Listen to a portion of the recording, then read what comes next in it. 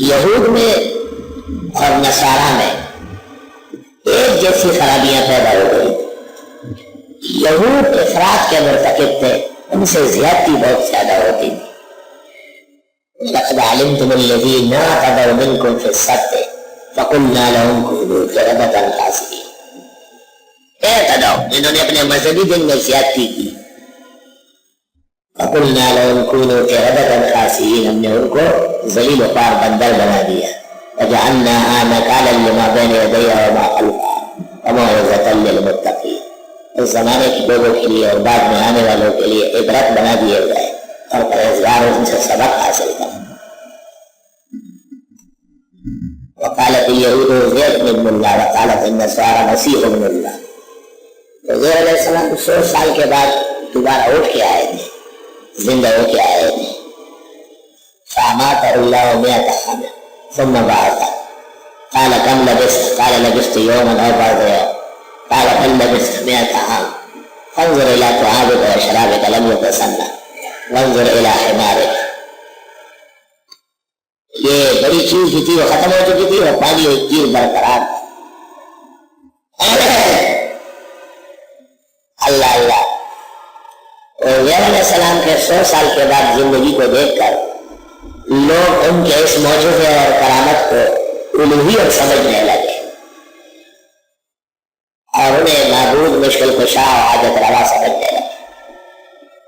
اور اس کے لیے انہوں نے راستہ اختیار کیا کہ یہ خدا کا بیٹا ہے. معاذ اللہ. آپ کے زمانے کے جو بدعتی ہے یہ بھی بزرگوں کے ناموں میں اپنی طرف سے مداخلت کر رہا ہے. کسی کو کہیں گے یہ دستگیر ہے، کسی کو کہیں گے غوث اعظم ہے، کسی کو کہیں گے یہ 11 سال بعد کشتی نکالتے ہیں، اور کسی کی گیاری دیں گے اور کسی کے کنڈے کریں گے اور مختلف نام. اور بلاور والے بزرگ کو کہتا ہے باش خزانے دینے والا. یہ بات ابتدا میں کسی اچھے آدمی نے کہی ہوگی. ہدایت کے خزانے، رشد ہدایت کے خزانے بزرگوں کی صحبت سے ملتے ہیں، لیکن بعد میں عقیدہ برباد ہو گیا اور لوگ ان کو مشکل کشا و حاجت روا سمجھنے لگے. سید علی اجویری جن کا مزار مبارک لاہور میں ہے، بہت بڑے علامہ فقامہ مجاہد داعی اللہ، 423 ہجری میں فوت ہوئے ہیں. بالکل ابتدائی اولیاء میں سے. یہ پیرانی پیر سے اور معین الدین چشتی سے اور سارے حضرات سے پہلے ہیں. وہ سب 6 صدی ہجری میں ہیں. حضرت صاحب کا ایک دیوان عربی میں بھی میں نے دیکھا ہے، فارسی میں بھی دیکھا ہے. اور حضرت کی ایک کتاب ہے، اس کا نام ہے الامام الکوفی.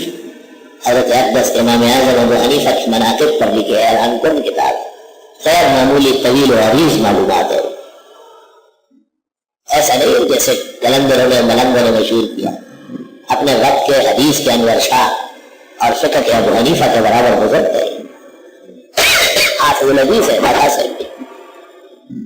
اور میں ہمارے زمانے میں کتابیں کم تھی، استادوں نے حکم دیا تھا جو کتاب ملے یاد کرو. ہمارے زمانے میں کتابیں کم تھی، جتنی کتابیں ہم کو مل گئی استاد کا حکم تھا یاد کرو. حافظ الحدیث تھے اے سید علی اجویری رحمۃ اللہ علیہ. اگر اہل حق داتا گن بخش کہے تو اس کا مطلب صحیح ہے. جیسے شیخ القرآن مولانا محمد طاہر پنجپیری کہتے ہیں ان کو داتا گن بخش، اور جب بدعتی کہتے ہیں تو غلط کہتے ہیں کیونکہ وہ شرک کے معنی میں لے رہا ہے. آپ نے مختصر المانی میں پڑھا تھا کہ موافق کیا ہے کہ انبت ربیع البقر، موسم بہار نے سبزیاں نکالی تو ٹھیک ہے اللہ نکالتا ہے، بہار محل ہے. لیکن اگر بدعتی اور دہری کا ہے تو وہ یہی سمجھتا ہے کہ موسم بہار خالق ہے.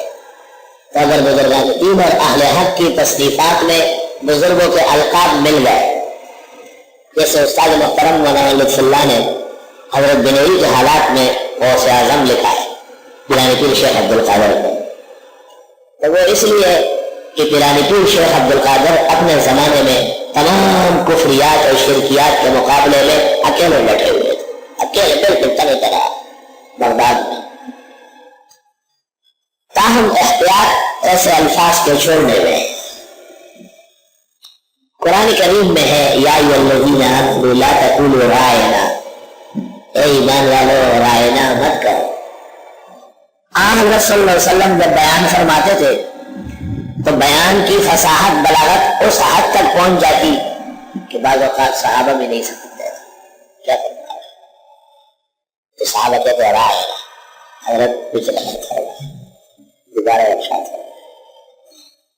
یہ اچھا مطلب تھا، لیکن منافق نے یہ لفظ کہا رائی کمانے چل رہا ہے کہ ہمارے بھیڑ بکریوں کا چرانے والا کمتر آدمی آپ کی باتیں اس طرح ہے، تو وہ غلط معنی میں لے رہا ہے اور صحابہ صحیح معنی میں لے رہے تھے اور لفظ میں دونوں گنجائش کی، لیکن آپ تعالیٰ نے کہا کہ مت بولو۔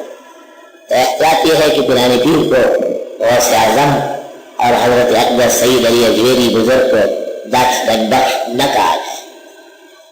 وہ اچھے اور قابل قدر لوگوں کی تصنیفات میں جب مل جائے تو اس کی تعویل کریں گے، لیکن شرک اور بدعت کے مواقع سے بچنے کے لیے اہل توحید و سنت ان القاب کے ان بزرگوں کے لیے استعمال میں احتیاط فرمائیں۔ حضرت صاحب نے ایک خواب میں مجھ سے اس پر تھوڑا مکالمہ بھی کیا ہے، سید علی اجویری نے، اسی مکالمے کو سامنے رکھ کے میں نے آج فقہی مسئلہ بیان کیا ہے۔ تو یہود اصلاً تو موسیٰ علیہ السلام اور عزیر علیہ السلام اور انبیاء بنی اسرائیل کے ماننے والے تھے، اور ان کے پیغمبر موسیٰ علیہ السلام کو توریت دی گئی تھی اور داؤد علیہ السلام کو زبور دی گئی تھی اور عیسیٰ علیہ السلام کو انجیل دی گئی تھی، لیکن رفتہ رفتہ مذہب و جہان تبدیل ہو گیا۔ لَعِنَ الَّذِينَ كَفَرُوا مِن بَنِي إِسْرَائِيلَ عَلَى لِسَانِ دَاوُودَ وَعِيسَىٰ ابْنِ مَرْيَمَ ذَلِكَ بِمَا عَصَوْا وَكَانُوا يَعْتَدُونَ۔ بنی اسرائیل دو موقعوں پر لعنتی ہو گئے، ایک داؤد علیہ السلام کے زمانے میں سنیچر کے شکار میں زیادتی کی، اور دوسرے عیسیٰ علیہ السلام کے زمانے میں جب مائدہ کی بے ادبی کی اور ناشکری کی۔ اللہ، بنیادی طور پر یہ چار فرقے جو آسمانی مذاہب کے دعوے دار ہیں، یہود، نصارہ، مجوس اور صابئی، یہ مخاطب ہے قرآن میں، لیکن دو فرقوں کا اضافہ ہوا ہے۔ مکہ مکرمہ کے اندر مشرکین تھے، انما المشرکون نجس فلا يقربوا المسجد الحرام بعد عامهم افحسب الذين كفروا ان يتخذوا عبادي من دوني اولياء انا اعتدنا جهنم للكافرين نزلا۔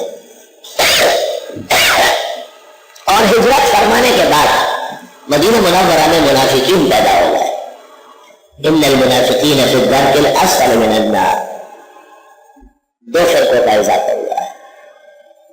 اور یہ نفاق کا مرض مدینہ منورہ میں پیدا ہوا جب اسلام کو اقتدار ملا، تو غیر مخلص لوگ وہ نظر آنے لگے، اور مدینہ منورہ میں تو یا اقرار کا مومن تھے، مکہ مکرمہ میں یا اقرار کا مومن تھے یا انکار کا مشرک تھے۔